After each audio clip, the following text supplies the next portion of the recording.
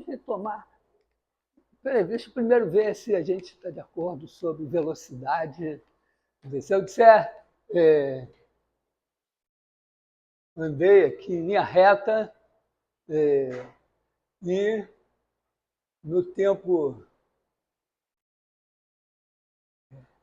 T0, eu estou aqui, digamos aqui a minha referência, um poste aqui tem 2 metros, aí eu ando, tempo T0 igual a 0, ando aqui até o tempo T igual a 10 segundos, com a velocidade igual a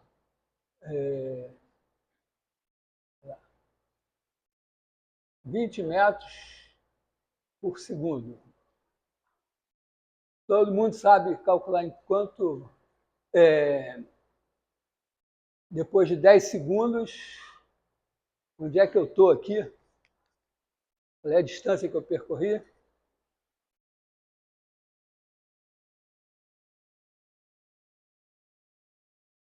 O quê? 30 metros? Hã?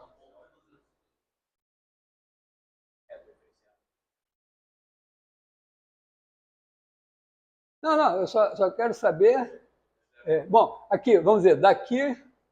Tá bom, daqui até aqui. Hã? 202, né? Tem 20 metros por segundo, 10 segundos, 200 metros. Então aqui são 202 metros. Então, isso nós sabemos. Então,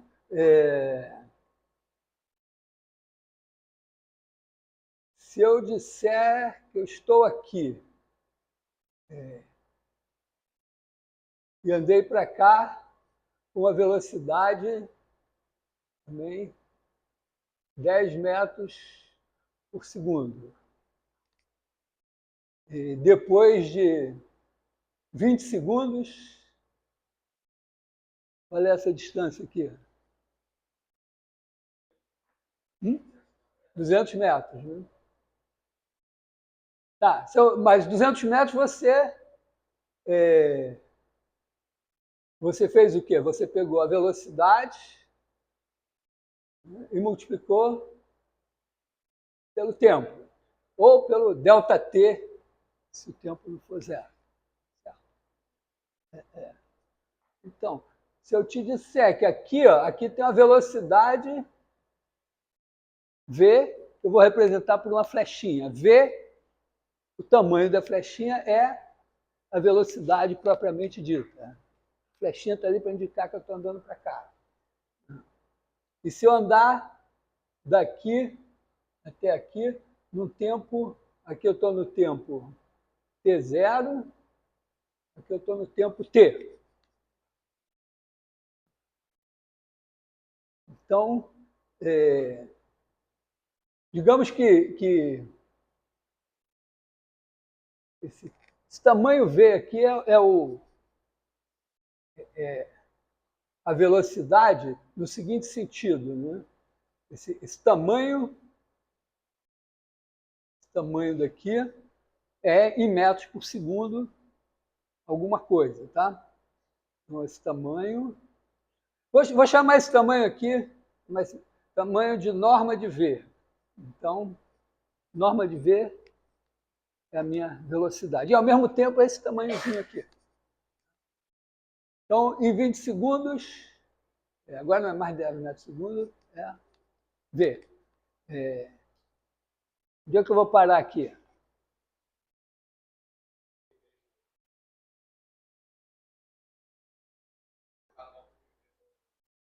Eu vou pegar esse aqui, é a velocidade.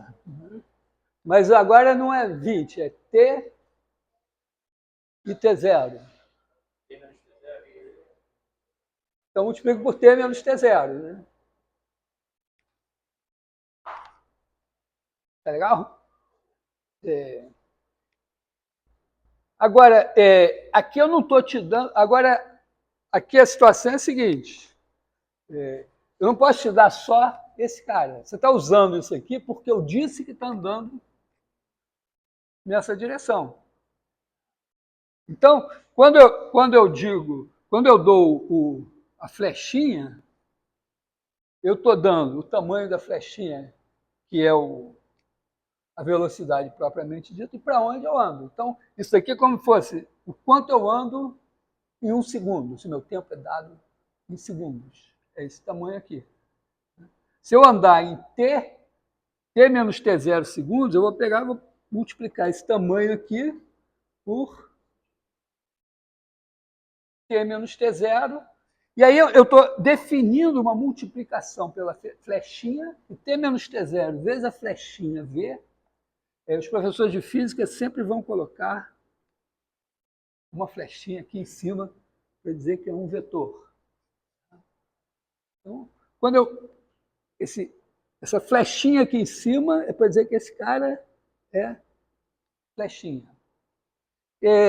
Essa flechinha poderia aqui ser distância, velocidade, força, poderia ser várias coisas. Nesse caso, eu estou pensando ela como velocidade. Quando eu multiplico a flechinha por alguma coisa, eu fico com uma flechinha que é a coisa que eu multipliquei esse negócio vezes o tamanho da flechinha. Isso é a multiplicação de um número por um vetor. No caso, vetor é velocidade, a flechinha, o tamanho dela é dado em metros por segundo, em quilômetros por hora, ou milhas por minuto, ou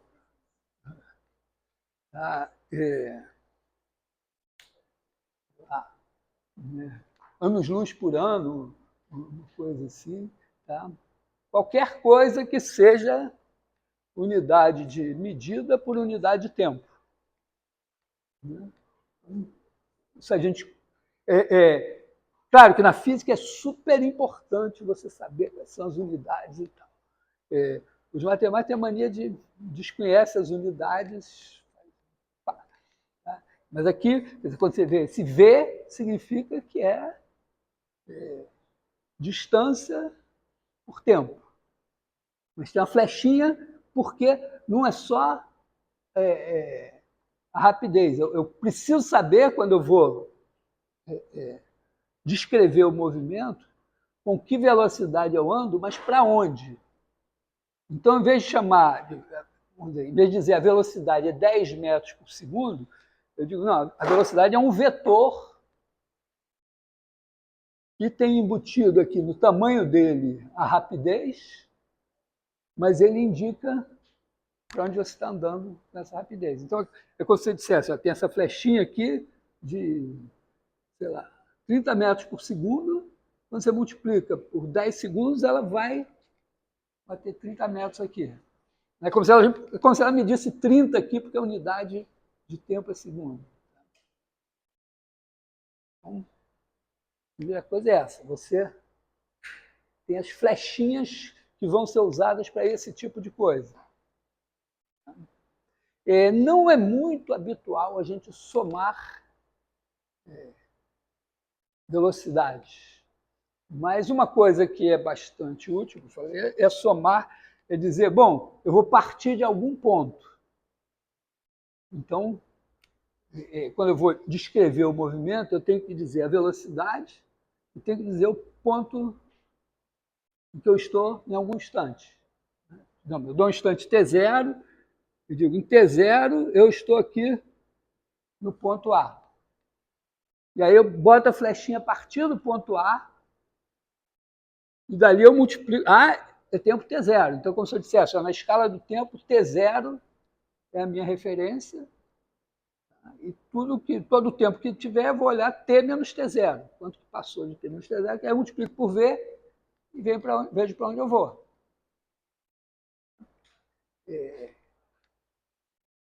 Como isso vira contas? Como que eu faço contas com isso? Eu boto um sistema de coordenadas. Então, eu te dou um ponto A, significa que ele tem uma coordenadas aqui, eu dou o ponto A, de A é A1, A2. Em algum sistema de coordenadas, que é outro problema seríssimo física, se você tiver olhando as estrelas, fixar um sistema de coordenadas. Mas, segundo meu amigo guru físico, matemáticos falam diretamente com Deus e tem um sistema de coordenadas que vem ali e pronto. Claro que com essa referência a Deus, claro que ele é mineiro. Minas é que a igreja tem essa importância toda. Né? Então, eu dou ponto A por coordenadas. E o vetor V eu também posso dar por coordenadas. Quer dizer, V, eu dou coordenadas V1, V2, nesse sentido assim, está aqui o Vzinho, essa coordenada é V1, essa aqui é V2. Dá uma certa confusão, claro, porque eu dou coordenadas, se eu fizer 2, 3, pode ser um ponto ou pode ser um vetor. Tá? E aí, isso que eu parei para explicar o mistério da Santíssima Trindade, mas aqui a gente pode viver, mas sim, você vai ter que saber quando é ponto e quando é vetor. Pior, ainda tem a mania de chamar o ponto por um vetor posição. Um vetor que vai. Então, quando você vai fazer isso, você vai pegar esse vetor, né, e vai transportar para cá. Então, aqui, ó, tem o V1 e o V2. Essa figura aqui, ó, o A e o V, tá aqui, A e V. E você vai, o A está fixo, quer dizer, o que você vai fazer aqui, você vai pegar A mais T menos T0, V. Ou seja, você vai pegar as coordenadas do A, que isso aqui vai ser o quê? Vai ser A1, A2, mais T menos T0, V1, V2. T menos T0 é número, então ele multiplica cada... Né, quando eu multiplico esse vetor por 2, a coordenada que sai multiplicada por 2 é a coordenada que sai multiplicada por 2. Se eu multiplicar por 15, por π, por menos 1, sempre sai. Então, isso daqui vai ser A1, A2, mais T menos T0, V1, T menos T0, V2. Vou pegar esse cara daqui. Quer dizer, a ideia é que você está em A no tempo T0. Tá? A mesma coisa que eu estava fazendo aqui. E isso vai te dar A1 mais T menos T0, V1. A2 mais T menos T0, V2. Agora, para cada T, você tem o A1, V1, A2, V2, T0, T0. Você joga aqui, vai te dar um número para cada T. Repara que não é uma função, uma coisa importante aqui, é uma função. O cara está andando, a variável é o tempo. Você está vendo a posição, mas o tempo, você está olhando no relógio, está passando na sua cabeça. Ou tem um cursorzinho aqui. O tempo não é desenhado aqui. Então, a melhor maneira de fazer isso é você fazer uma animação, deixar o tempo correr e ver o seu pontinho andando. Que é, na verdade, né, se eu jogar esse negócio para o alto assim, ele é um pontinho. A gente viu ele andando ao longo do curto tempo que ele pôde andar. Então, aqui vai ser... Então, esse cara daqui, que é a soma de um ponto com um número vezes um vetor, vai dar, em cada instante, um ponto. Sendo que, né, se o nosso movimento é esse aqui, você vai desenhar, vai ver desenhado aqui o seguinte, ó, você pega o ponto aqui, você tem a projeção dele aqui e a projeção dele aqui. A1, esse aqui, ó, tá aqui o A1, E esse aqui é A1 mais T menos T0, V1. Esse aqui é o A2 mais T menos T0, V2. O movimento está decomposto. O que a gente vê é isso aqui. Por que eu não comecei falando assim? Porque eu quero aprender a pensar assim, não assim. Isso aqui é depois, na hora de fazer as contas. Oi.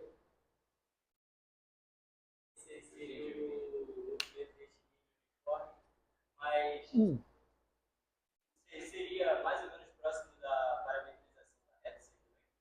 É isso, a parametrização da reta. Só a parametrização da reta eu não botei coordenadas. Eu pensei, eu disse, eu tenho um ponto e ele está andando.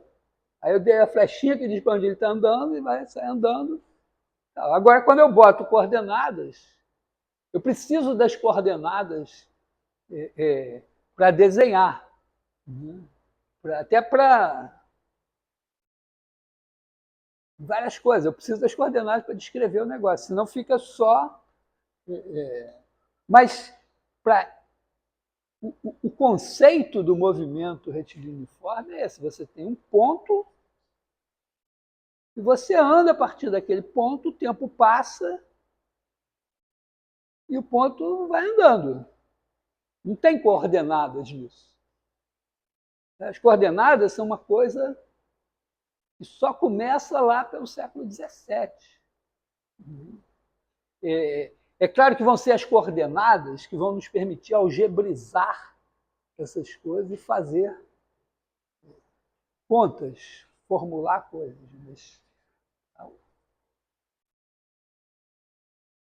Inclusive, uma coisa aqui é que o sistema de coordenadas ele não é absoluto. O sistema de coordenadas é uma escolha. Então, a gente poderia ter escolhido... Né? Quer dizer, aliás, um dos videozinhos que tem é justamente isso. Você tem um videozinho que tem um pontinho que sai andando. No começo é só o pontinho andando, aí de repente começa a riscar a curva que ele está descrevendo, mas o que a gente vê no começo é o pontinho. A curva riscada já é uma criação, a menos que você esteja acompanhando exatamente o movimento da ponta da caneta sobre o papel. E aquilo está ali. Aí depois você pode botar coordenadas. E aí, uma vez que você tem coordenadas, você pode dizer, bom, nesse instante eu estou aqui, tem a coordenada aqui, está aqui. Elas estão andando junto com o ponto. Mas as coordenadas vêm depois. E as coordenadas são uma escolha. Né? Eu posso apagar isso aqui tudo.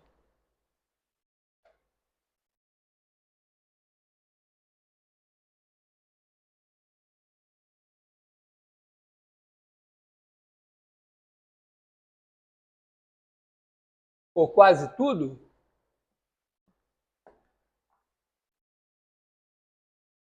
E voltar a ter só o ponto andando. E eu posso dizer, não, mas espera aí, eu não queria esse sistema de coordenadas, sei lá. De repente aqui tem um plano inclinado, alguma coisa, eu vou botar um sistema de coordenadas assim. E aí tudo vai mudar, quer dizer, as coordenadas de A vão ser outras, as coordenadas de V vão ser outras, mas o movimento é o mesmo. Às vezes até, não é muito comum, mas você pode botar até um sistema de coordenadas assim. Né, em que em vez de... Não, o sistema de coordenadas assim ele é mais legal porque ele é papel quadriculado. Né? Esse aqui poderia ser uma coisa assim, com paralelogramas, que nem losangos fossem. Que alguma situação seja assim. Então, sempre que você tiver que operar as coisas, você vai pegar, botar coordenadas e sair fazendo as contas. Mas é bom você pensar sem as coordenadas, porque você tem muita coordenada, muita conta, e você começa, às vezes, a não enxergar mais o que você está fazendo. Então, e às vezes você pensar sem coordenadas permite a você entender melhor alguma coisa e usar as coordenadas depois. Ou, pelo menos, vamos dizer, sem coordenadas, eu sei quem é ponto, sei quem é vetor. A primeira coisa que acontece quando você bota coordenadas é que pontos e vetores viram a mesma coisa. Já é uma... Mas, até agora, o que a gente fez foi isso. Eu só fiz questão de fazer sem coordenadas. Agora você bota as coordenadas, você vai conseguir fazer. Tá bom.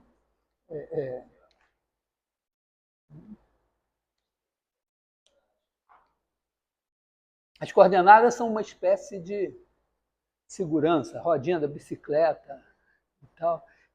Às vezes você precisa delas, você vai fazer as contas, você precisa fazer as contas com as coordenadas. Mas elas não são muito boas no conceito, porque, sei lá, começa a aparecer, entendeu? Começa a aparecer a primeira coordenada como se tivesse um movimento, a segunda coordenada tivesse outro movimento. Essa decomposição do movimento em dois é uma intrusa. Eu posso, por exemplo, fazer aqui, nesse sistema de coordenadas, posso descrever um movimento que faça isso assim. Cada instante, eu estou num ponto aqui. As coordenadas significarão que a coordenada aqui vai ser trazer para cá e a coordenada aqui trazer para cá. Em cada instante, essa bolinha está andando aqui, essa bolinha está andando aqui, e eu pego essa bolinha, traço uma reta assim, outra assim, e eu acho a minha posição.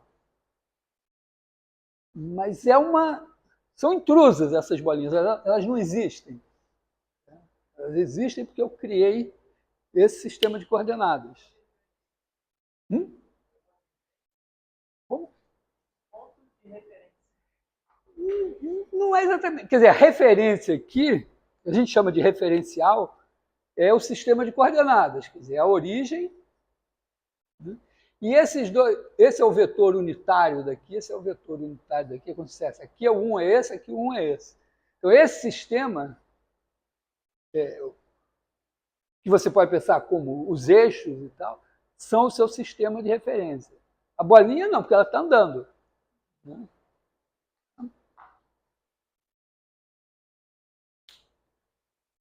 Tá legal? Melhorou? Piorou? Às vezes você dá a explicação, aí olha na cara da pessoa, ela diz, porra, agora desisti. Eu estou cheio de esperança, né? O cara ia explicar, agora eu ia entender. Aí o cara diz, porra. Porque que nem eu já falei para vocês que eu fui. Eu queria entender, eu tenho um sonho de entender o que é entropia. E aí, muitos anos eu estava e tal. Aí um dia eu disse, não, entropia é muito complicado, vou tentar entender o que é temperatura. Aí sai perguntando para um, para outro, para outro, para outro. Todo mundo dizia, o nível de agitação das moléculas, não sei o quê, aquelas coisas, mas aquilo não me satisfazia. Né? E aí eu fui lá na fisicoquímica, perguntei, e o cara me disse, eu sempre me confundo quem é quem, mas eu acho que é isso. A entropia, não, a temperatura é a derivada da entropia em relação à energia interna. Aí bom, então já era. E aí eu deixei para lá e acho que não vai dar tempo de eu aprender nessa vida. Mas, bom, vai ser isso. Então, não sei se aqui ajudou, mas o fato é esse, quer dizer, o vetor que eu estou desenhando, a flechinha, é a flechinha, você pensa, pô, como é que eu vou Mas você bota um sistema de coordenadas e você diz a flechinha é isso. Né? Temos sistemas de referência, o vento, tem umas maneiras de medir o vento, a velocidade do vento, que também tem uns sistemas de referência diferentes e tal, mas, de alguma maneira, você bota tem um jeito de você saber dizer, não, essa é a velocidade. A maneira mais trivial é essa, você dá um papel quadriculado, né? E aí você diz o ponto π é. Então, π é 3, alguma coisinha, então isso aqui deve ser o π, o E é 2,70 e pouco, isso aqui é o E, e aí você vem aqui e marca o ponto. Isso. A sua velocidade é igual a raiz de 2, 1. Então, raiz de 2 é 1,4 coisa, 1 é 1, então velocidade é isso aqui.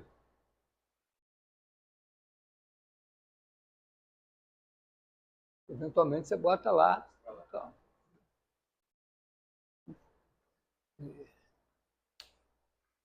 E basicamente a gente está trabalhando com isso.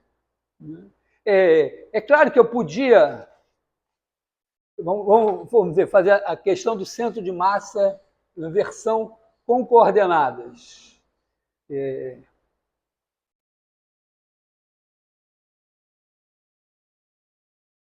Eu chamei a atenção de vocês para o fato de que eu posso mudar o sistema de coordenadas e o centro de massa continua no mesmo lugar, mesmo eu definindo ele com coordenadas. Mas vamos pensar assim, né? Quer dizer, você tem aqui o ponto A1, o ponto A2. Esse cara tem a massa M1, esse aqui tem a massa M2. Então, o centro de massa vai ser uma média. Se não tivesse as massas, eu diria, bom, esse cara daqui tem coordenadas A1, B1, esse tem coordenadas A2, B2. O ponto médio, eu vou pegar coordenadas. No ponto médio, eu pegaria a média dessas duas, A1 mais A2 sobre 2, a média daquelas duas, B1 mais B2 sobre 2, e eu teria exatamente o ponto médio aqui. Uma semelhança de triângulo. Mas não é, o centro de massa não é bem assim. Quer dizer, quem for mais maçudo vai puxar o centro de massa para si. Né? Então, na verdade, a gente vai fazer diferente. Né? A gente vai... Isso daqui, aliás, só pensando de outra maneira, né? Eu poderia ter dito assim, ó, isso daqui é A1, B1 mais A2, B2, eu estou fazendo metade. Vou botar meio desse mais meio desse. Eu estou fazendo uma média aritmética desses dois pontos. Fazendo média aritmética das coordenadas. Tá legal? Tá tranquilo? Então, o centro de massa só vai ser o seguinte. Em vez de botar meio e meio, eu vou pegar M1 sobre M1 mais M2, A1, mais M2 sobre M1 mais M2, A2. Isso vai me arrastar esse cara daqui mais para perto do mais maçudo. Mas vai ser algum cara aqui nesse segmento. Por quê? Porque eu já meio que tenho que ter. Eu já eu estudei a equação da reta pensando assim, tem aqui o A1, o A2, tem aqui esse vetor, V igual a A2 menos A1, que nada mais é em coordenadas que A2 menos A1, B2 menos B1. E aí, se eu fizer os caras da forma A1 mais TV, isso aqui é o que falta para a primeira coordenada do A1 virar a primeira coordenada do A2. Isso aqui é o que falta para a primeira coordenada do A1, para a segunda virar a segunda. Pode ser negativo, pode ter caras negativos aqui. Então, aí eu vou multiplicar esse cara por T, com T de 0 a 1. Se eu multiplicar por 0, eu estou aqui. Se eu multiplicar por 1, eu estou aqui. Se eu multiplico por coisas intermediárias, eu vou andar aqui no meio. Então, isso daqui vai ser... eu vou... bom, vamos fazer assim. A1, B1, mais T, A2 menos A1, B2 menos B1. Isso é igual a A1 mais T, A2 menos A1, B1 mais T, B2 menos B1. Que é igual também a 1 menos T, A1, mais T, A2, 1 menos T, B1, mais T, B2. A1, isso aqui é 1 vezes A1. 1 vezes A1 menos T vezes A1. Então, 1 menos T vezes A1.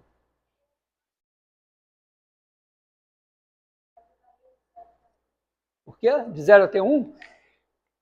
É porque eu estou dizendo que eu vou andar nesse segmento aqui. Tá? Se o T variasse de menos infinito a infinito, eu percorreria a reta toda. Tá? É que eu quero destacar que o segmento de reta ligando A1 a A2 tem alguma coisa especial nele. Isso daqui, ó, é uma média ponderada de A1 e A2. Porque, olha só, tem um número que está entre 0 e 1, tem outro número que está entre 0 e 1, e a soma deles é 1.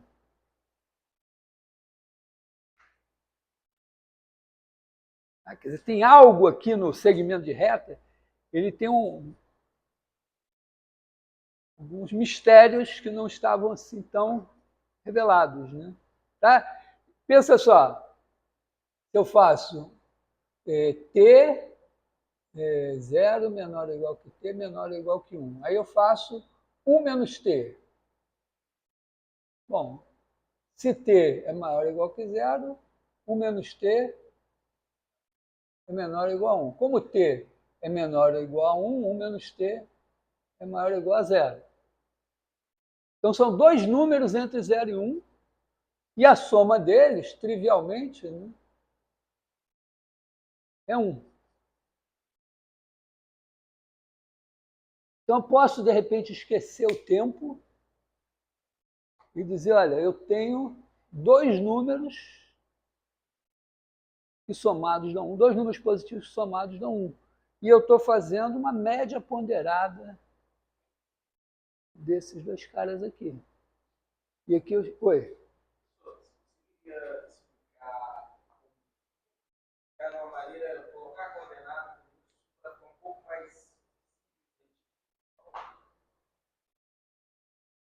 Será que eu conseguiria? Vou tentar aí.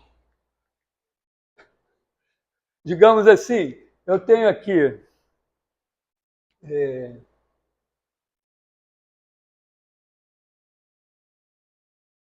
1, 3 meios, 3,7. Os números são sempre desagradáveis, né? 9 meios, uma coisa assim. É como eles me vieram. Aí eu pego, vamos dizer que eu vou pegar aqui 1/3. Então eu vou chamar esse aqui de A1, esse aqui de A2, e vou fazer, então, o meu A2 menos A1, que é o meu V lá, é 2,7 3, né? Legal? 3,7 menos 1, 2,7. Hã? Aqui é 3,7 menos 1, 2,7. 9 meios menos 3 meios, 6 meios, que é 3. Aí eu vou pegar aqui 1/3. Pô, que bom que vai dar um número bonitinho, hein? Então eu vou pegar aqui, foi sem querer, mas vou pegar aqui. Tá, então eu vou pegar A1 mais 1/3 de 2,7, ponto e vírgula aqui, 3, que vai ser A1 mais 0,91, que é igual a 1, 3 meios mais 0,91, que é igual a 1,9, 5 meios. Esse ponto aqui. O que eu enxerguei aí? Em relação a isso aqui? Fiz as contas, certo? Dei números, fiz as contas. O que eu enxerguei em relação a isso aqui? Vamos ser sinceros e honestos. Resposta: nada. Não enxerguei nada. Porque aqui é um caso particular, eu fiz as contas e perdi o que estava acontecendo. Perdi. Não vi. Mas fiz as contas, está aqui o cara. Tá? Hã? No caso, aí não chegou na massa ainda. Não botei a massa. Mas o que eu estou observando é que aqui eu posso pensar, esse T aqui, ele não precisa ser tempo, tá? Ele é um parâmetro. O que importa é que ele é um número entre 0 e 1, que eu estou usando aqui para percorrer os pontos, para descrever os pontos entre a 1 e a 2. Mas aqui eu estou enxergando que essa conta aqui significa que eu estou fazendo uma média ponderada aqui entre esses dois números e uma média ponderada entre esses dois números com esses pesos aqui. A distância de 1 a 2 é assim? Não, a distância eu não sei qual é. Não, eu uso o tempo. Eu estou pensando assim, eu criei um parâmetro T entre 0 e 1. Podia ter criado entre... É porque eu me confundi com aquele embaixo do aluno, entendeu? Esse 1 daqui é porque aqui tem 1 a 1. É porque eu vejo que aqui tem A1, aqui tem A1. Aí eu falo, bom, isso aqui é 1 a 1, aqui é 1, B1. Então, 1 a 1 menos T a 1. Eu pulei uma etapa aqui, tá? Quer dizer, isso aqui posso... Eu gosto sempre de pular etapas, o que me faz errar muitas contas. Então, vamos fazer assim, isso aqui é igual a A1 menos TA1 mais TA2. Pulei uma etapa aqui, que foi botar esse cara para cá, tá? Mas aqui é B1 menos TB1 mais TB2. Eu podia ficar feliz aqui. Eu não precisava. Né? Eu absolutamente não precisava fazer isso. 1 menos T A1 mais T A2, 1 menos T B1 mais T B2. Não precisava ter feito isso. Mas aqui eu também não precisava olhar para isso e dizer, poxa, mas aqui são dois números entre 0 e 1, cuja soma dá 1. Então isso aqui é uma média ponderada entre A1 e A2. E aqui é uma média ponderada entre B1 e B2 com a mesma ponderação.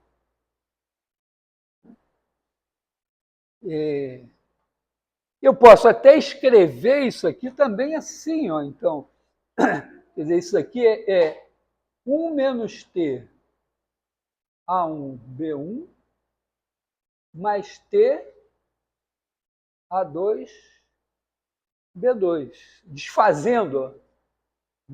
Eu parti de coordenadas separadas, juntei numa coisa só. Agora eu desfiz. desfiz para dizer, poxa, isso bem que eu podia chamar, ó, de média ponderada entre o ponto A1 e o ponto A2.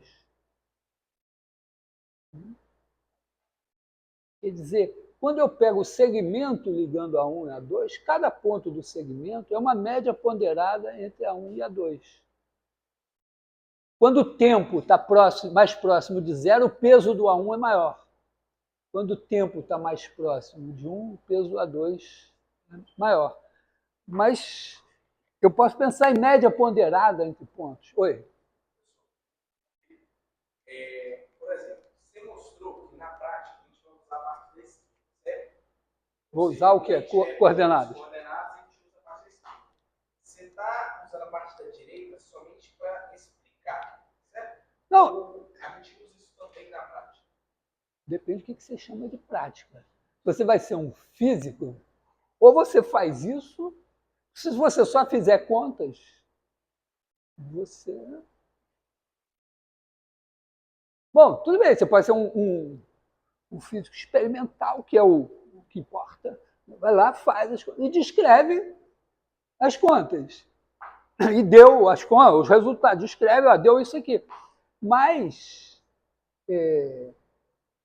provavelmente isso vai ficar mais legal se você conseguir alguma teoria que explique aquilo. Claro que a maioria dos físicos não vai ter nunca ideia nenhuma, vai fazer experimentos a partir de ideias que outros tiveram, de coisa, não sei. Mas não, para você construir alguma teoria, o que eu estou dizendo é que naturalmente no segmento de reta aparece os pontos do segmento de reta como médias ponderadas entre pontos. Então, eu aprendi a fazer média ponderada entre números. Mas, na verdade, você pode pensar assim, ó, o vetor ele é um par de números. Quando eu faço a média ponderada, ou ponto, não, par de números. Quando eu faço a média ponderada entre dois pontos, eu estou fazendo a média ponderada em cada coordenada. Isso, inclusive, vale... Né, pensa assim, você é aquela coisa, estou falando, nos bancos de dados, sabe que tem vasculhando a internet uma aliança diabólica, né, entre programadores e psicólogos que ficam esquadrinhando a internet para capturar todos os nossos dados, ver como nós pensamos, o que nós gostaríamos de comprar e tal. Então, esses caras constroem lá, falei, vetores enormes que somos nós. Então, imagina assim, tem essa turma toda aqui, né? O cara lá diz, não, mas essa turma aqui, isso aqui é, sei lá, 50 pessoas. Estou interessado em 5 bilhões a humanidade. Então, 50, essa aqui, vou pensar como uma coisa, isso é um ponto. O que eu faço? Eu pego as coordenadas, né, pego cada um dos 50 vetores, de cada um com 118 coordenadas, que vai desde a cor dos olhos até o time por que torce, né, cada um com um númerozinho, e aí faço a média. Média. Essa turma, ó, média é aqui. É um vetor médio dessa turma. Tá? Que poderia ser ponderado, porque o cara podia separar e dizer, não, mas a renda, eu quero saber, o cara que vai rico é o que me interessa. Então, pondera pela a renda de cada um de nós aqui, e dá lá a média. Pronto. Tá? Isso aqui, geometricamente, dá, se são dois, geometricamente dá um segmento. Já falei na aula passada, né, que tem um bom chute, né, até a gente viu que dá. E se forem 3, você está fazendo uma média de 3 pontos. Deve dar um ponto do triângulo. Em geral, se for um polígono, né, tem N, deve dar um ponto lá do polígono. Se tiver alguns... Não, o polígono, vamos dizer, os pontos não precisam estar cada um no vértice de um polígono convexo, parece que tem a gente lá dentro, esse cara vai pesar, mas o polígono vai ter menos vértices, não vai contar como vértice. Estou dizendo o seguinte, né? Se tiver 1, 2, 3, 4, o quarto está aqui, não vai fazer um polígono assim, passando aqui assim. Simplesmente vai pegar esse polígono aqui, porque esse cara está na média, é alguma média desses caras. Isso não importa. Estou dizendo que tem uma ideia geométrica aqui de média entre pontos que faz algum sentido. Então, agora, botando as massas. Quando você pega os pontos A e B e faz uma coisa assim, você está pegando um ponto desse segmento, porque é uma média. Isso aqui é um menos T e esse é um T, como tem aqui. Só que não tem tempo nenhum aqui. Né? Como aqui você poderia também esquecer esse T como tempo, ele é simplesmente um parâmetro. Né? Às vezes, para você descrever um círculo, você não precisa pensar em tempo, você pode pensar, não, tem um ângulo aqui que está variando, e na hora que varia o ângulo, varia o ponto do círculo. O ângulo é adimensional também. Tá?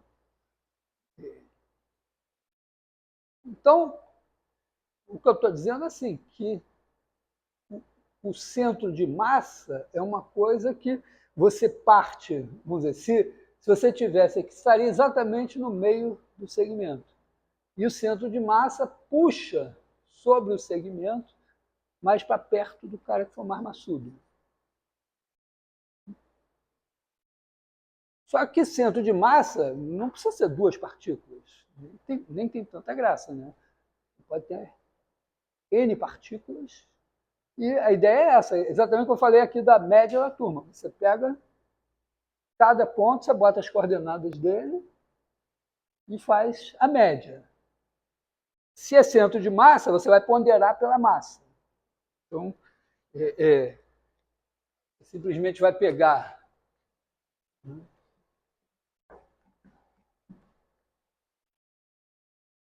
Mas teve uma observação importante. Você viu que eu botei os números e a partir dos números eu não concluí nada. Aliás, é uma coisa que eu acho impressionante, eu não sei. Às vezes precisa de um. Quando você só tem os números, o cara é um gênio. Né? Mas como é que o Kepler olhou lá os dados das órbitas dos planetas e olhou e disse: isso são órbitas elípticas. Não sei se ele. Será que ele desenhou, pegou um papel? É meio difícil desenhar aquela porcaria toda. Não sei. E, aliás, isso é o papel dos estatísticos nessa história, nessa aliança com os psicólogos. Né? É olhar aquele monte de dados e concluir: esse cara tem medo de barata. Provavelmente não está lá nos dados, mas é mais ou menos isso, né? O aprendizado de máquina, isso vai lá, testa, aí descobre que o cara que tem tais e tais e tais características tem medo de barata. Você vai lá, crente, né, que está conseguiu esconder que você tem medo de barata.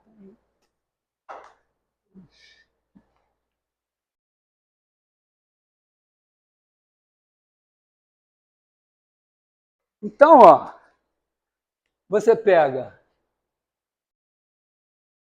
Vou fazer com 3 primeiro, só para retomar aquela ideia. Você pega esses caras aqui e eu acho, vamos dizer, se você disser, ó, aqui tem a massa M1, aqui tem massa M3, aqui tem massa M2, e nós vamos fazer uma média ponderada, né, com esses pesos. Quer dizer, M1A1, M1 sobre M, M vai ser M1 mais M2 mais M3, a massa total, mais M2 sobre M, A2, mais M3 sobre M, A3. Significa basicamente isso, né? Esse cara, o A1, tem coordenadas A1 tem coordenadas A1, B1. O A2 tem coordenadas A2, B2. O A3 tem coordenadas A3, B3. Então, eu vou fazer uma média, vou pegar um cara que vai ter a média aqui dessas coordenadas, a média dessas coordenadas com a mesma ponderação. E, para chamar de centro de massa, eu pensei, não, eu vou dar maior peso a quem tiver maior massa, peso relativo na média. Está razoável? Legal? Está tudo bem? Tá, vou fazer isso. O que eu fiz na aula passada foi fazer uma mágica. Fiz isso. Fiz de alguma maneira um pouco uma mágica para transformar isso daqui primeiro numa média aqui assim. A ideia foi pensar que se eu pegar um cara daqui, eu sempre posso pensar assim, ó. Ele está na média entre um cara daqui e esse aqui. Esse daqui é uma média entre a 1 e a 2. E esse daqui é a 3. Então, pensa mais... Você não precisa ter as massas aqui. Pensa que você tem 3 números aqui, né? S1, A1, mais S2, A2, mais S3, A3. Você pode pensar o A1, A2 e A3 como números aqui também, porque isso vai ser feito em cada coordenada, facilitar a sua vida. Eu não quero ficar botando aqui, aliás, A1, A2, né, são só. Então, a ideia é pensar o seguinte, isso daqui é a média entre A3, esse cara daqui não está nesse segmento, porque S1 mais S2 não é 1, no princípio. Aqui a gente tem S1 mais S2 mais S3 igual a 1. Então, eu precisaria transformar isso daqui em algo que fosse, vamos dizer, um... Você não viu o S da soma da divisão no caso de 200, né? Hã? 200? O S é no caso do resultado da divisão de 1. Eu troquei os nomes para não ficar carregando coisas muito pesadas. Sei lá, pode ter 200 quilos aqui. Então, eu estou tentando simplificar, porque o que me importa aqui... E repara, tem um nível de abstração que eu tenho que olhar e dizer, isso aqui ser massa ou não ser massa, não importa. Porque uma massa é dividida por outra, é um número. E o que importa aqui é que eu estou fazendo uma média ponderada. Então, eu tenho 3 números que somam 1, que são positivos. Então, em vez de ficar carregando as massas, às vezes a dificuldade, às vezes, na descoberta inicial, é que isso não fica evidente. O cara está fazendo as contas e são massas. Até ele dizer, não, mas são massas, mas não importa. E aí, simplificar é uma coisa que às vezes leva gerações.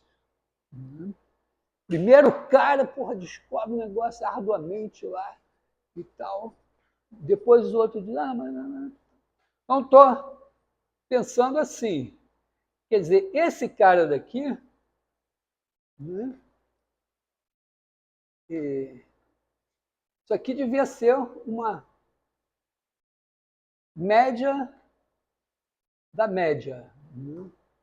Isso aqui devia ser T1 A1 mais T2 A2.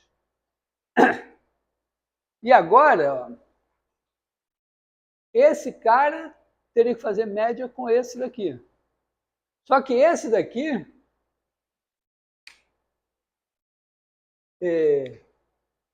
vou botar assim, mais S3A3.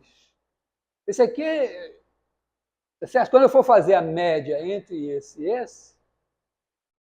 esse daqui, eu vou deixar ele com o cara que ele tinha aqui. Esse cara daqui eu ainda não existe, eu não sei. Mas se isso daqui for uma média deste cara com esse daqui, se o peso desse é S3, esse aqui tem que ser 1 menos S3.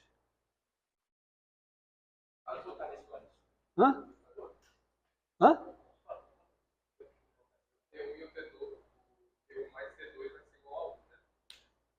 Sim, o T1 mais T2 tem que ser igual a 1. Tá certo? Isso aqui tem que ser uma média entre a 1 e a 2. Não, eu tô tateando, eu tô só dizendo o seguinte, esse cara daqui, que eu não sei quem é, ele vai ser um T1A1 mais T2A2. Com T1 mais T2 igual a 1. T1 e T2 positivo, todo mundo é positivo aqui. Esse cara eu vou fazer média com A3.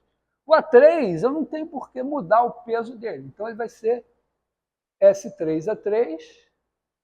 E aqui vai ter que ser 1 menos S3 vezes isso aqui. Eu estou procurando. Tá? Eu não sei. Eu tive essa ideia, que é boa, né? Porque se eu pegar um ponto qualquer aqui no meio, eu sempre posso ligar esse cara aqui e achar um ponto aqui. Então, esse ponto aqui deve existir. E agora eu estou procurando esse ponto. Estou dizendo, ó, ele deve ser assim. E a coisa deve ser essa aqui. Então, mas então 1 menos S3, 1 menos S3, T1 A1, mais 1 menos S3, T2 A2, mais S3 A3, deve ser o cara que eu tinha lá no começo. Né? Então, isso daqui deve ser o S1 e esse aqui deve ser o S2. Então, o T1, né? 1 menos S3, T1 igual a S1, 1 menos S3, T2 igual a S2. Então, T1 é igual a S1 sobre 1 menos S3, o T2 é igual a S2 sobre 1 menos S3. E eu preciso que a soma deles seja 1. Então, T1 mais T2 é igual, pela definição aqui, a S1 mais S2 sobre 1 menos S3. E aí eu tenho que me lembrar disso aqui. Né? Isso daqui é igual a isso. Então, isso daqui é igual a 1. Então, deu certo. Mas, repare, eu tive uma ideia, vamos dizer, eu tive uma suspeita de que essas médias aqui davam um ponto aqui dentro. Aí eu pensei, bom, pego o ponto, ligo a 3, vai ter um cara assim. Aí tem isso aqui. Fiz uma conta e deu certo. E toda vez que eu faço uma conta assim, dá certo, eu digo, então, talvez Deus exista. Né? Porque eu penso assim, não, se uma ideia tão boa desse errado, eu digo, então Deus não existe. Não deve ser uma coisa assim que você possa provar assim. Vai chegar lá em Minas e falar que eu estou dizendo essas coisas, não. Não diz para ninguém que está gravado no vídeo, senão vai dar problema.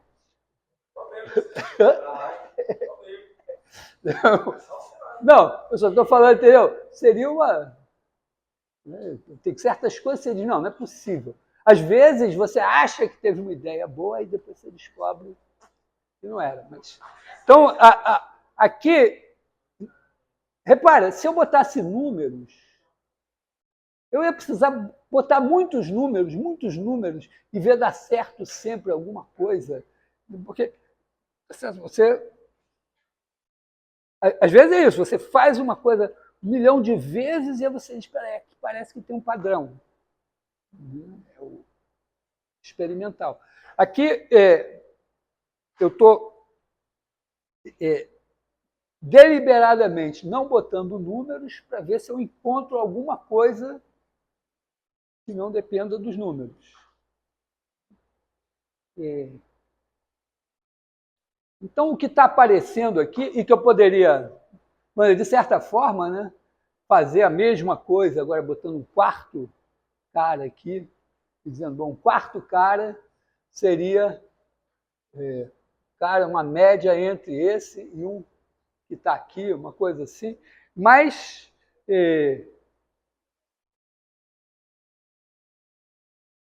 meio que, vamos dizer, vou deixar assim como uma coisa para vocês pensarem, é isso, que se você tiver N pontos e fizer uma média ponderada desses N pontos, deve dar um cara que está o que a gente chamaria a envoltória convexa desses pontos. No poliedro, cujos vértices são esses pontos, excluídos os que tiverem lá dentro. E aí, então, o centro de massa é uma média ponderada, agora a gente volta para cá, ponderada pelas massas. Então, lá no meio daquele enxame de pontos, o centro de massa nunca vai estar lá fora, está lá no meio daquele enxame, e vai estar mais perto de quem tiver maior massa. É isso, o cara está ali. Eu até estava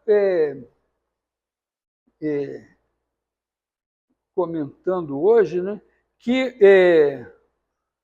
quando você tem um sólido assim, vamos dizer, você bota um sólido dentro d'água, ele, vamos dizer, uma coisa que seja mais leve, vai subir, mas ele faz um movimento assim, em geral. Esse movimento assim, depende, se ele for homogêneo ou não, porque o empuxo, né, corresponde ao peso da água que estaria ocupando aquele lugar. É como se o resto da água pensa, isso aqui é um tanto de água. Então, se a água é homogênea e tal, ele pensa que aquilo é uma coisa homogênea. Então, a massa está uniformemente distribuída. Se a massa está uniformemente distribuída, o centro de massa é o centro geométrico. É o centro que você toma com todos os pesos iguais. Se a massa é uniforme, todos os pesos são iguais. Então tem um centro geométrico que a água está pensando e está empurrando ele assim. Enquanto que a gravidade sabe qual é o peso, qual é a massa verdadeira do cara. Então a aceleração da gravidade, quer dizer, a força da gravidade em todos os pontos se soma e vai no centro de massa. Então tem vamos dizer, como se tivesse um empuxo aqui e o peso aqui e o negócio gira. Então aqui é uma situação assim que você tem duas escolhas possíveis, uma é o centro geométrico e a outra é o centro de massa, e isso tem uma influência na história. Oi? De novo, mas queria como o senhor fazer um exemplo desse aí, com números mesmo também, só para tentar visualizar melhor essa situação. Vamos fazer de novo. Porque realmente, tá meio complicado aí. Ué, você pega, bom, é só, vamos botar números aqui. Números. Com a massa também. Uhum. Quais são, fala aí os números que você quer. Sei lá, 3, 1. 3, 1. Não, Não? A 1 vai atrapalhar? 3, 10.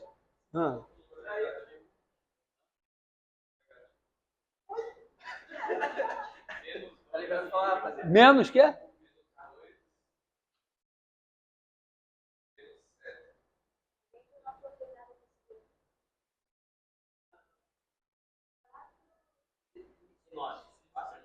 4, 9. Pronto. Agora as massas. M1. 6. Não pode botar massa negativa, hein?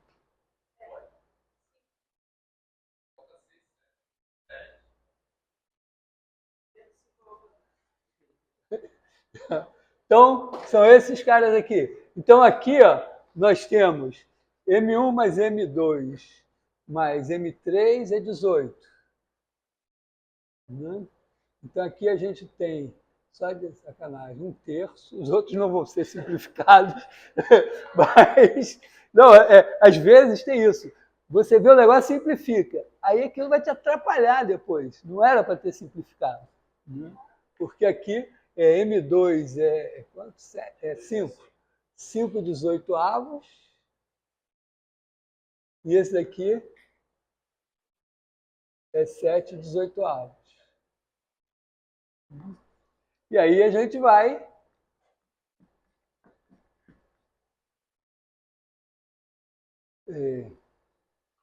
calcular aqui. Então, o centro de massa, vamos chamar de A, né? Que é o A. Né? Então, ele vai ser aqui 6 vezes 3, mais 5 vezes menos 2, mais 7 vezes 4, dividido por 18. Depois vai ser 6 vezes 10, mais 5 vezes menos 7, mais 7 vezes 9, dividido por 18. Que deu 18 menos 10, 8, mais 28, deu 36. 36 sobre 18, é isso mesmo? Vê se eu estou acertando as contas aqui. 25 mais 63, 88. 2, e aqui dá 44 nonos.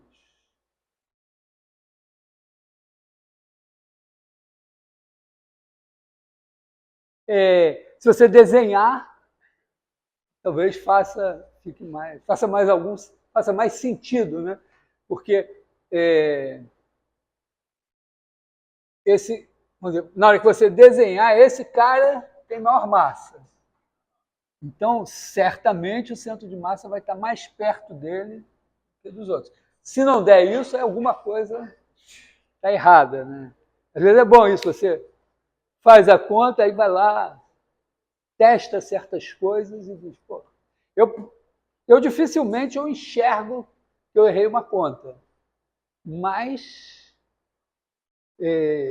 com frequência, quando eu erro a conta, eu não acredito no resultado. Aí eu digo, peraí, errei. Às vezes não, às vezes você faz um erro que não é significativo. Ou, às vezes, um colega já me contou isso, que o professor fez lá curso de engenharia, fez lá um quadro de contas e tal, chegou a uma solução, uma resposta, e aí ele deu uma explicação física. Por que aquela solução era a solução?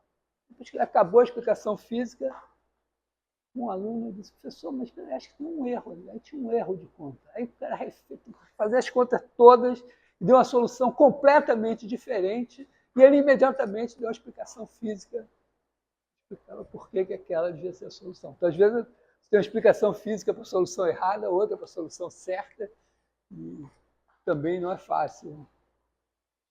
Mas... Não, melhorou assim, você fez a conta e tal, mas...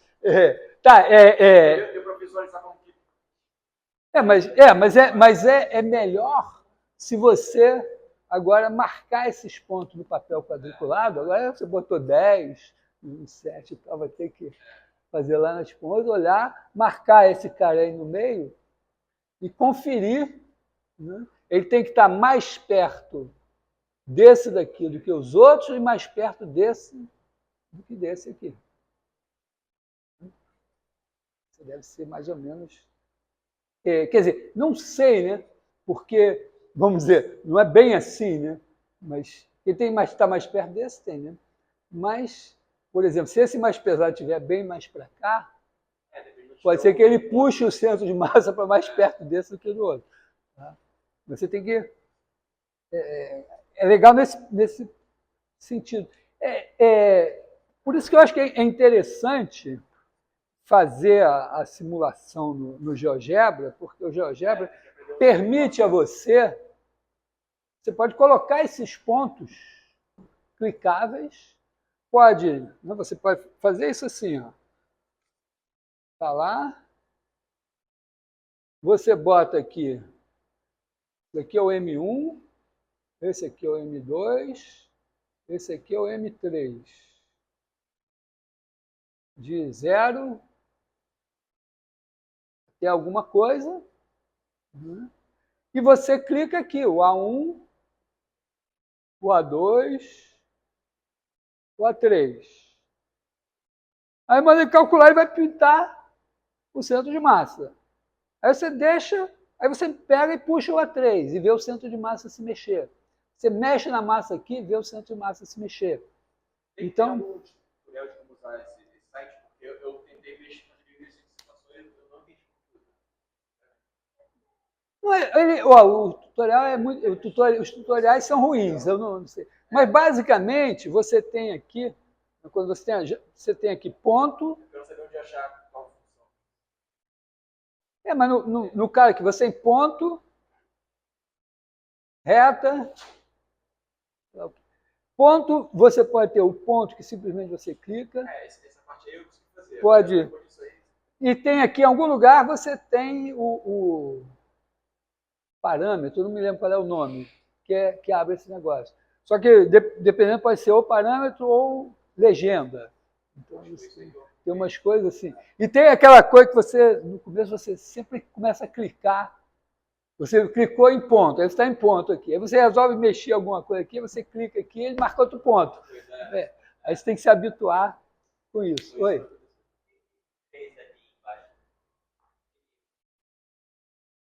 Qual um terço? Esse aqui? Eu fiz de sacanagem, porque era 6 dividido por 18. Eu falei, não devia ter feito, mas vou fazer. Aí depois eu desfiz. Tá legal? Estamos em paz? Que horas são? 5h23. Então, isso são reta, movimento retilíneo uniforme. O legal dessa história foi que a gente fez contas e a gente conseguiu inferir, teoricamente, que se cada uma das partículas descreve um movimento retilíneo uniforme, então o centro de massa descreve um movimento retilíneo uniforme. E a velocidade dele é a velocidade média ponderada pelas massas. Talvez retomar isso aqui para...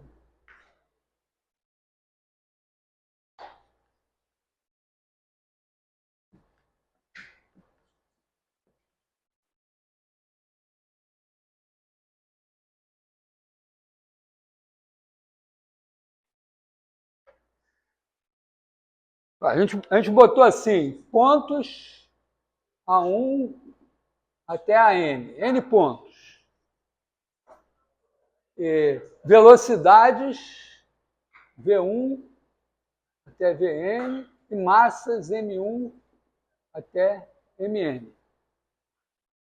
Então, cada ponto vai descrever um movimento retilíneo a partir do seu ponto de partida com a sua velocidade.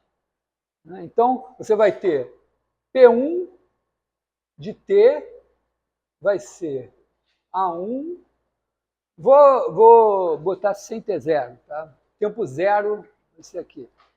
Mais TV1. Tá legal? Sem botar as coordenadas, mas poderia botar. eu estou partindo do ponto A1 no tempo zero, estou andando com velocidade V1. Ela aponta, né, V1, o A1 está em algum lugar aqui e ele está com a velocidade V1 aqui. O P2 de T vai ser A2 mais T V2. Significa que o A2 está aqui, o V2 está aqui, ele vai andar assim. E assim, sucessivamente, o Pn de T é igual a AN mais T Vn. Olha lá o Vn, AN. Então, cada um está andando independentemente. A única coisa é que só pode andar em linha reta com sempre a mesma velocidade. Porque poderia ser assim, imagina, cada um de nós aqui poderia marcar um pontinho no peito, na testa, na bunda, no calcanhar, sei lá, em algum lugar, e dizer, ó, eu sou esse pontinho, e agora cada um de nós sai andando pela sala, né?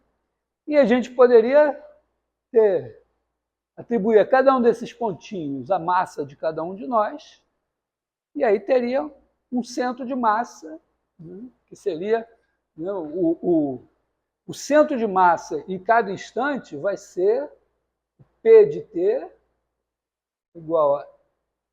Vou fazer a soma, né? Vou fazer M igual a M1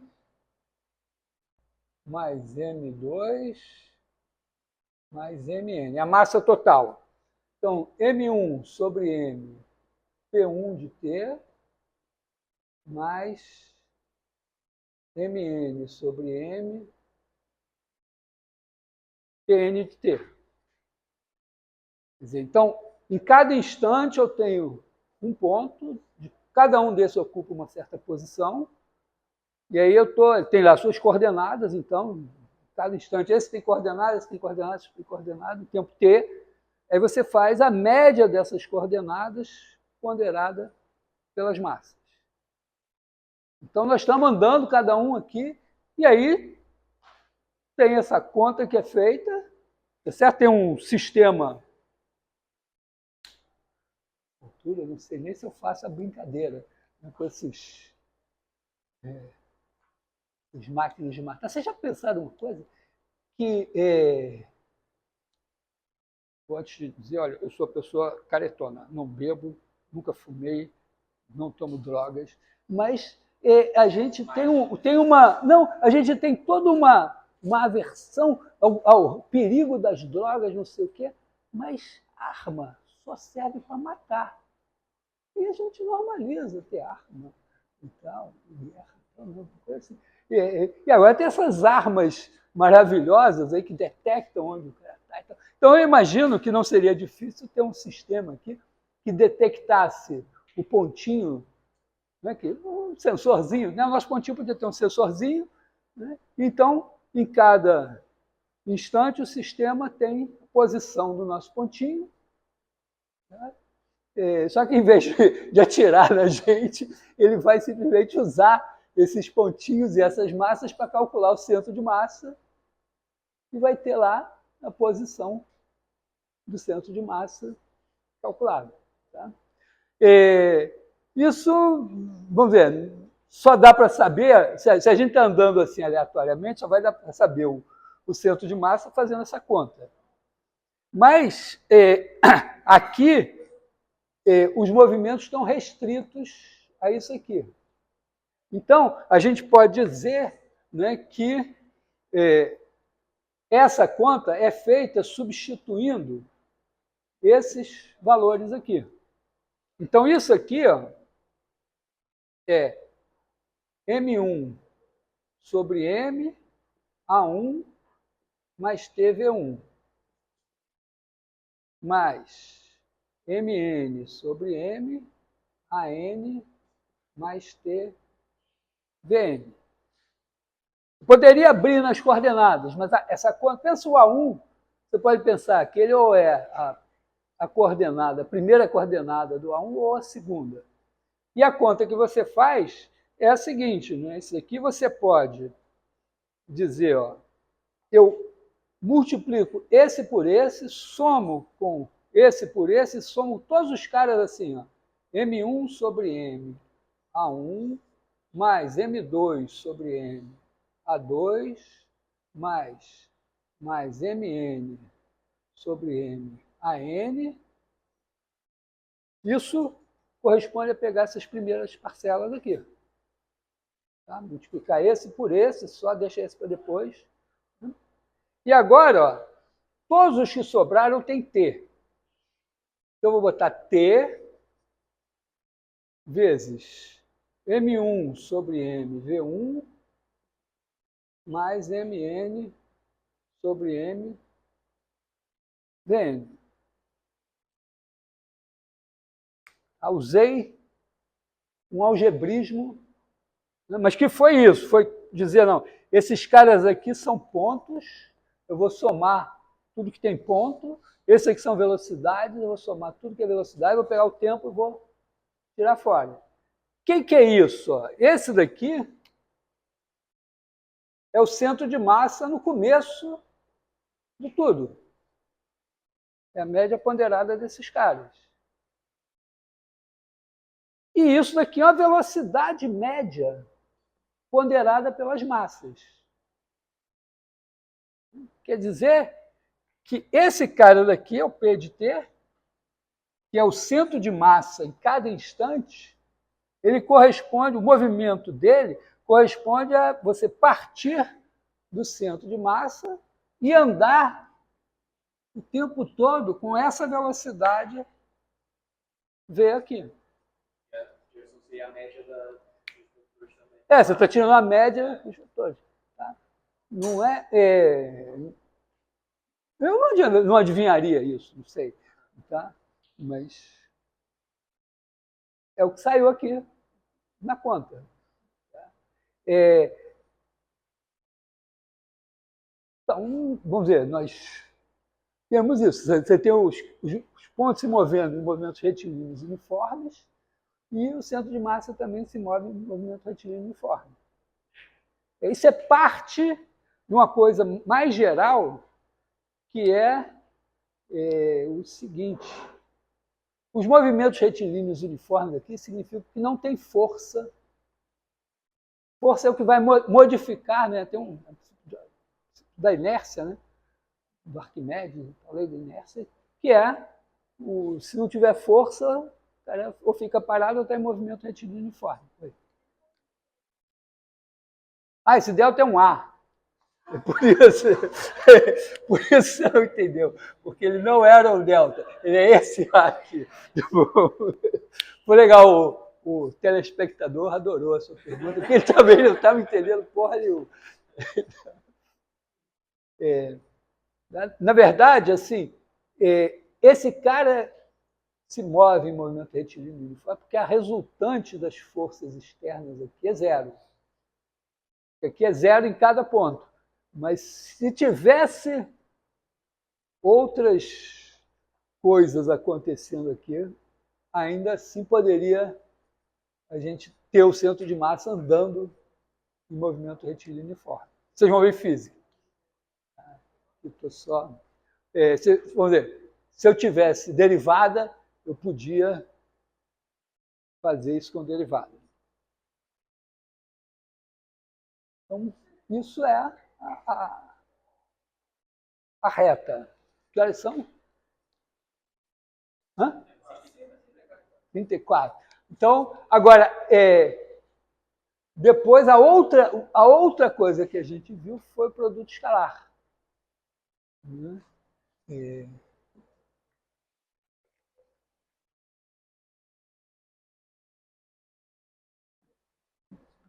Trabalho igual a força vezes distância. Não funciona? Para vocês? Assim? Faz sentido? Só que, na verdade, né, quando você puxa o caixotinho aqui por uma corda assim, fazer o desenho.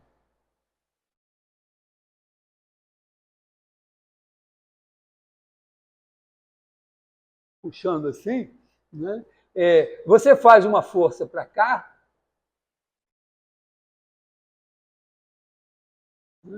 mas você, para puxar, vamos ver, imagina que você está puxando, mantendo sempre o mesmo ângulo aqui, que não é muito fácil para o cara aqui, mas vamos dizer que isso aqui é...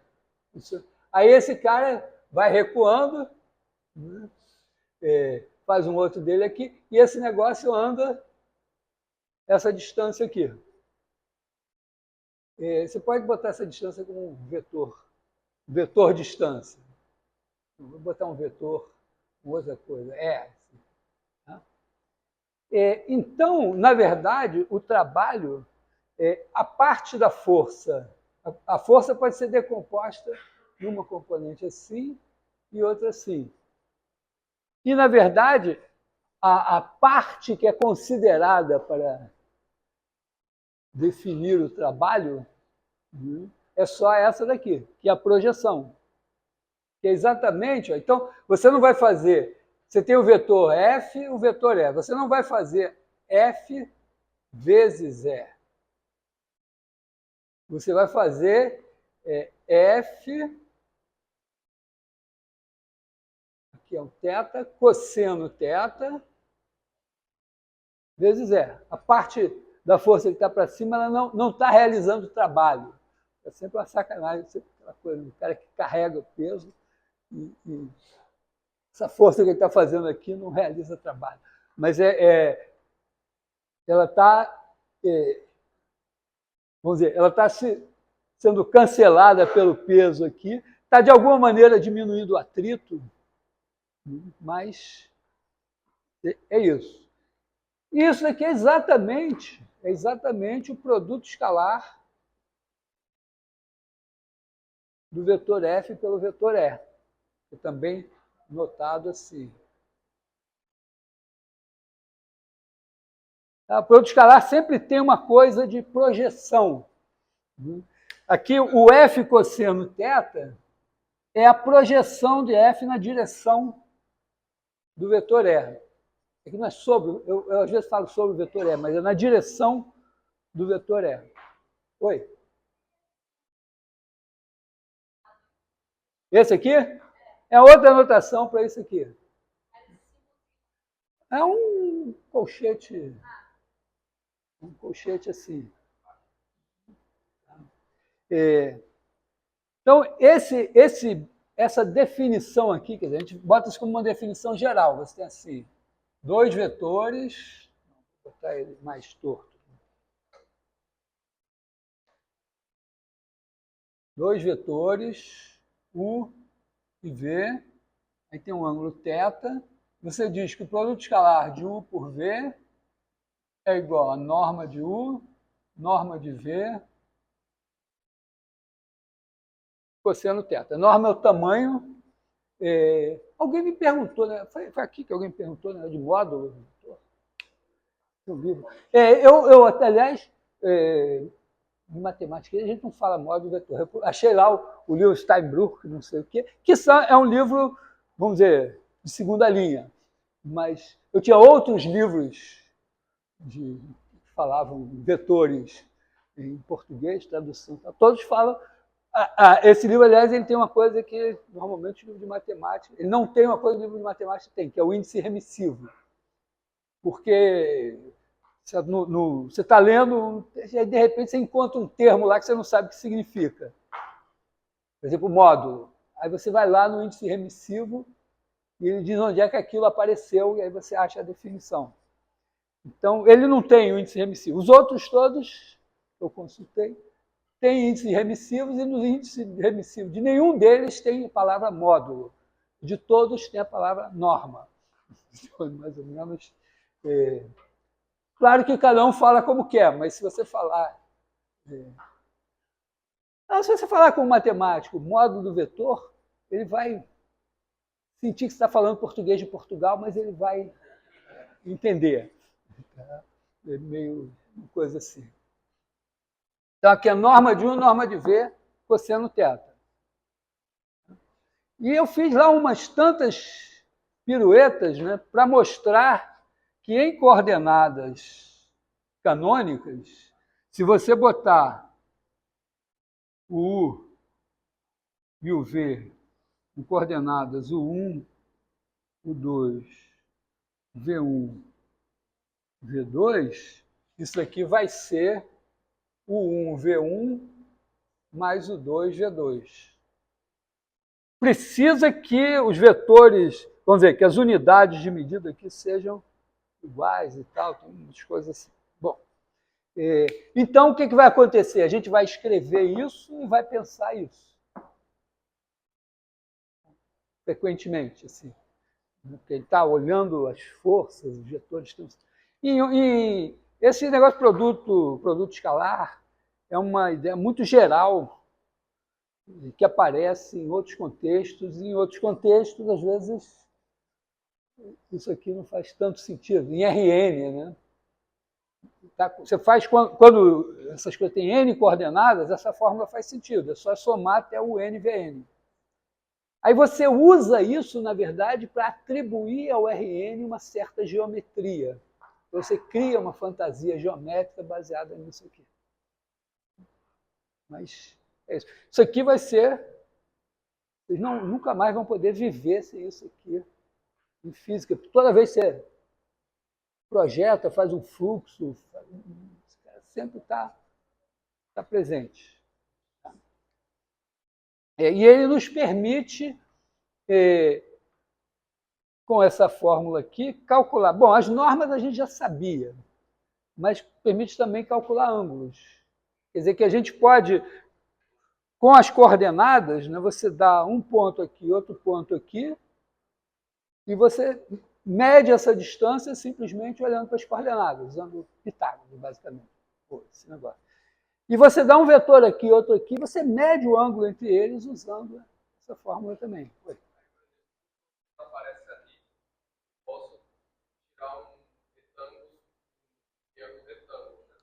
Ah. Cosseno de θ, aí cosseno de θ, né, pelo geometria básica, ele é justamente a cateto adjacente sobre a hipotenusa. Então, daí se eu posso dizer que U1 mais V1 mais 2V2 seja o cateto adjacente do módulo dos dois aqui. Não, eu não consigo enxergar. Não consigo enxergar isso. Porque aqui não sei, não tem nenhum triângulo aqui que tenha isso como hipotenusa. Na verdade, não é uma coisa tão simples de demonstrar aqui. Né? Você vai ter que fazer uma semelhança de triângulos, umas coisas assim, que vão sair aqui, mas não sai diretamente assim, dizer, aqui tem um triângulo. Na verdade, o que você faz aqui é o seguinte, o θ já está aqui. Então, isso aqui é uma definição. Você está dizendo, olha, eu vou pegar, como eu fiz aqui, eu projeto a força aqui, então multiplico a norma da força pelo cosseno do ângulo, e depois multiplico pelo comprimento do outro. Então, isso aqui é a definição. Ocasionalmente, tanto que eu rebolei um bocado para demonstrar que esse era igual a esse, eu fiz lá um monte de propriedades geométricas e depois fiz a conta. Eu partindo disso daqui, eu provei que tinha propriedade que se eu multiplicar U por V1 mais V2, isso é U multiplicado por V1 mais U multiplicado por V2, outras propriedades assim. Aí eu usei essas propriedades todas e cheguei a essa fórmula aqui. O Hamilton, quando ele inventou isso, ele já fez direto com 3 coordenadas, olhou para essa fórmula aqui e enxergou isso. Não deve ter sido tanto assim, mas o fato, eu falei para vocês, no dia seguinte, né, ele teve a ideia num dia, no dia seguinte ele escreveu a carta para o amigo dele, já contando que era isso. Mas eu não consigo enxergar assim tão imediatamente, porque isso tem a ver com a fórmula do... Porque, de certa forma, se você olhar aqui, tem a ver com o cosseno da diferença, né? Aqui você tem o θ. Então, aqui, ó, aqui você tem o θ1 e aqui você tem o θ2. E o θ é igual a θ2 menos θ1. Então, tem aquela fórmula do cosseno da diferença, que é cascuda para demonstrar. Sabe a fórmula do cosseno? Não? Você tem umas fórmulas. O cosseno, o seno de A mais B, do ângulo A mais ângulo B, é igual a seno A cosseno B mais seno B cosseno A. E o cosseno de A mais B é igual a cosseno A cosseno B menos seno A seno B. São fórmulas famosérrimas de trigonometria e que não são muito simples de demonstrar. De certa maneira, aqui você está usando o θ, você tem o θ2, que seria o ângulo do V. Estou pensando assim, né? Você tem aqui a horizontal, aí você tem o V aqui e o U aqui. Então, o U tem um ângulo aqui, que é θ1, o V tem um ângulo aqui, que é θ2, e esse ângulo que você tem aqui, θ igual a θ2 menos θ1. Então, você está usando, de certa forma, que o cosseno de θ2 menos θ1 é igual a cosseno θ2, cosseno de menos θ1, menos seno de θ2, vezes seno de menos θ1. Usando uma fórmula. Vocês não aprendem essa fórmula? Não aprendem nada de trigonometria. Né? Hã? Bom, mas tem essa fórmula aqui, que é chata um pouco de demonstrar, que agora você pode, porque o cosseno θ1 é o 1 sobre norma de U. O 1 é esse aqui, norma de U. Cosseno θ2 é igual a U2, a V1 sobre norma de V. O seno θ1 é igual a U2 sobre norma de U, seno θ2 é igual a V2 sobre norma de V. Aí vamos dizer, bom, se você já não sabe essa fórmula, é meio difícil você usar isso com essa fórmula. E mesmo assim, essa fórmula aqui também não sai simplesinha, porque você tem que ralar aqui. E nenhum, eu não sei,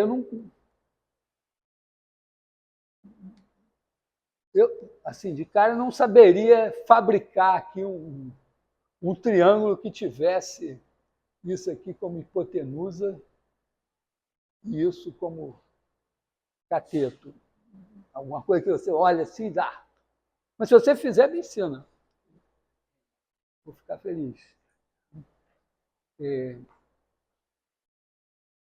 Bom, então o produto escalar, ele também nos serviu para deduzir a equação da reta de uma outra maneira. Né? A gente pegou assim o vetor aqui de coordenadas A e B, pegou aqui o ponto, ponto P0 aqui, pega um ponto P e supõe que essa reta é perpendicular a essa aqui. Então, se esse cara tem coordenadas x0, y0, esse tem coordenadas xy, então esse vetor aqui, x menos x0, y menos y0, é perpendicular a esse. Se é perpendicular, o cosseno do ângulo é zero. Então, o produto escalar é zero. Então, você fica com A, x menos x0, mais by menos y0, igual a zero. E isso é uma equação de reta do tipo ax mais by mais c igual a zero. Fiz uma outra versão, né, que era dizer assim, Você bota o vetor AB, bota a origem aqui, o vetor AB aqui, e aí bota uma reta passando aqui, e todos os pontos dessa reta vão se projetar aqui na direção do vetor AB no mesmo lugar. Então, qualquer xy que eu pegue aqui, xy vezes o cosseno θ dele vai dar isso aqui. Se eu pegar outro xy, o θ é outro e a projeção é a mesma. Então, significa que se eu fizer xy escalar AB, dá sempre a mesma coisa, que eu vou chamar de menos C. E aí dá a x mais by mais c igual a zero. Outra maneira de deduzir a mesma equação da reta é usando o produto escalar. E isso é mais ou menos tudo que a gente fez até agora.